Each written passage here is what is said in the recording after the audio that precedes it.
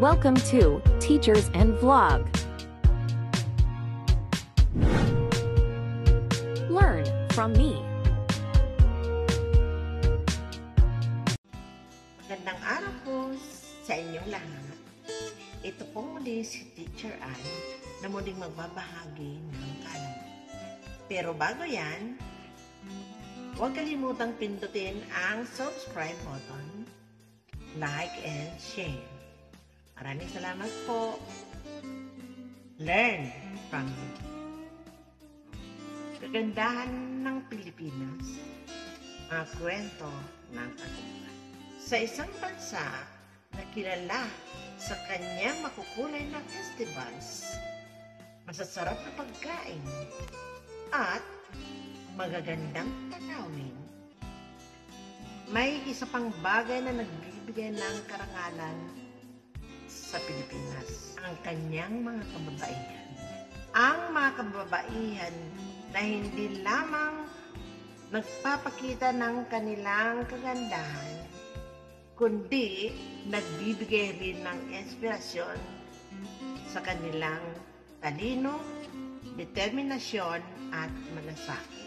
Ang kwento ng mga Pilipino na to na nagwagi sa mga international beauty contest ay hindi lamang tungkol sa kanilang tagumpay, kundi pati na rin sa kanilang paglalakbay patungo sa tagumpay. Sa bawat korona na kanilang natatanggap, may kwento ng pagpupunyagi, pag-asa, at pagmamahal sa bansa. Ang kauna-unahan po na nanalo ng Pilipinas sa International Beauty Contest ay si Miss Gemma Teresa Guerrero Cruz. Nanalo po siya bilang Miss International noong 1964. Mayroong iba't ibang mga international beauty contest kung saan nanalo ang mga Pilipina. Narito ang ilan sa mga ito.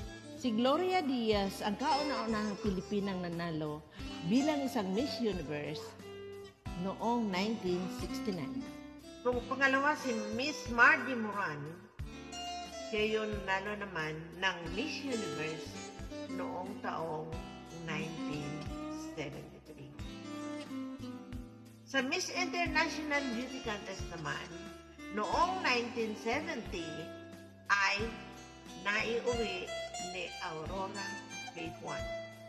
At noong 1979, nanalunan naman ito ni Miss Melanie Marquez na mami ni Miss Yerdy. Noong 2005, ang nanalo naman ay si Precious Lara Kigaman. At noong 2016, sa Miss International ulit, si Kylie Berzosa. Noong 2013, naging Miss International si Bea Rose Santiago. At unang-unang naging Miss World noong 2013 ay si Megan Yang. At napanalunan ulit natin ang Miss Universe title noong 2015, Miss Pia Wurzbach naman. Noong 2018, naging Miss Universe din si Miss Catriona Gray.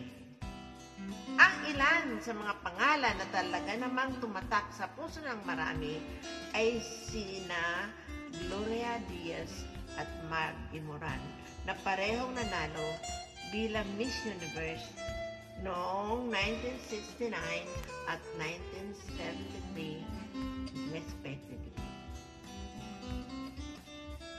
Sa henerasyon ngayon, sina Pia Wurzbach at Catriona Gray naman ang talagang sumikat dahil sa kanilang mga natatanging pagtatanghal sa Miss Universe pageant. Ang kanilang mga tagumpay ay nagbigay inspirasyon at pag-asa sa maraming kababaihan sa Pilipinas. Sa huli, ang mga kwento ng Pilipina na to ay hindi lamang tungkol sa kanilang tagumpay sa entablado ng mundo, kundi pati na rin sa kanilang pagiging tunay na Pilipina. Matatag, matalino, at Si Michelle di kaya ang mananalo ngayong Miss Universe Beauty Pageant 2023? maraming salamat po. Learn